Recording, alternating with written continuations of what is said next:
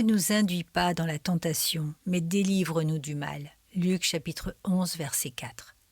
Ces paroles nous sont enseignées pour rechercher ou entrer dans la prière, mais également pour poursuivre ou éviter une action.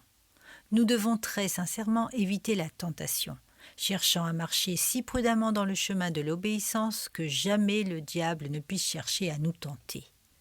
Nous n'avons pas à entrer dans le fourré à la recherche du lion. Nous pourrions payer très cher pour une telle présomption. Ce lion peut traverser notre chemin ou bondir du fourré sur nous, mais nous n'avons pas à en faire la chasse. Celui qui le rencontre, même s'il gagne la partie, comprendra que c'est la dernière issue. Puisse le chrétien prier afin d'être épargné de cette rencontre. Notre Sauveur, qui a l'expérience de ce que signifie tentation, exhorte ainsi vivement ses disciples, priez afin de ne pas tomber dans la tentation. Faisons ce qui est bien, mais nous serons tentés, et c'est pourquoi cette prière délivre-nous du mal.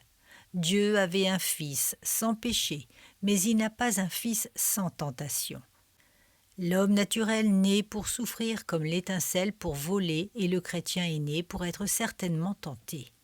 Nous devons veiller pour nous garder de Satan, car comme le voleur, il n'avise pas de son arrivée. Croyant qui avez eu une expérience vécue dans les voies de Satan, sachez qu'il y a certaines saisons où l'on doit attendre à subir des vents froids. Ainsi, le chrétien est mis doublement en garde par crainte du danger, et le danger est écarté en se préparant à le rencontrer.